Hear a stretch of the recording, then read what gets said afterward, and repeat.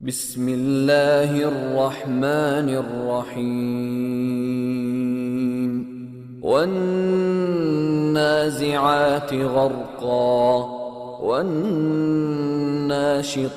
نشطا والسابحات سبحا فالسابقات سبقا فالمدبرات أمرا يوم ترجف الراجفة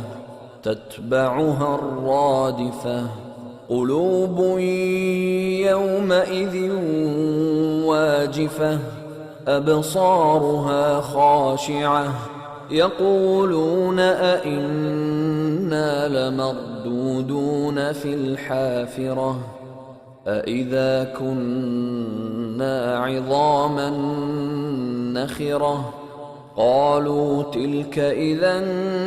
كرة خاسرة فإنما هي زجرة واحدة فإذا هم بالساهرة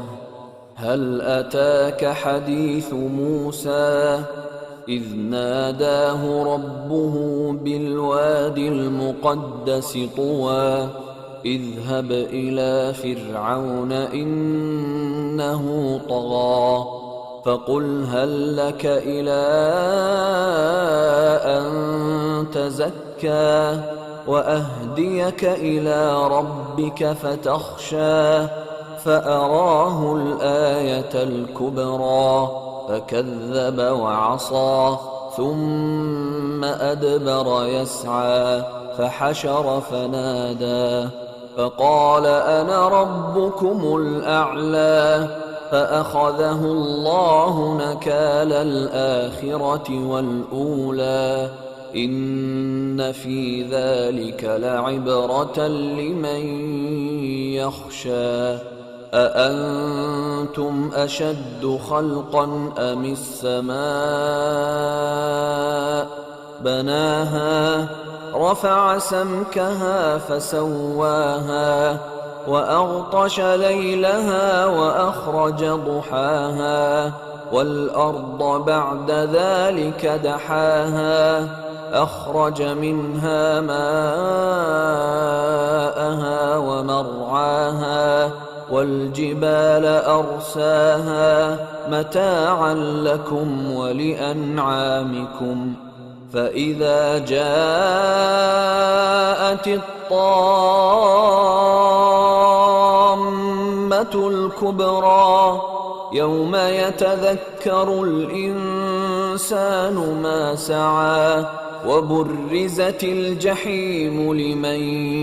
يرى فأما من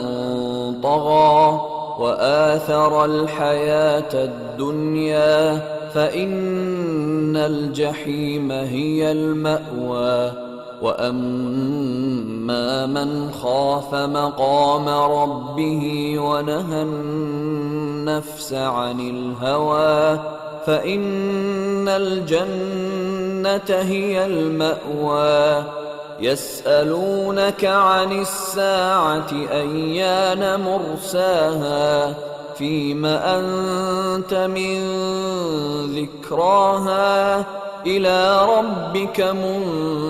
منتهاها إنما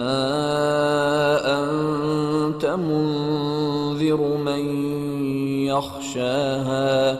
كأنهم يوم يرونها لم يلبثوا إلا عشية أو ضحاها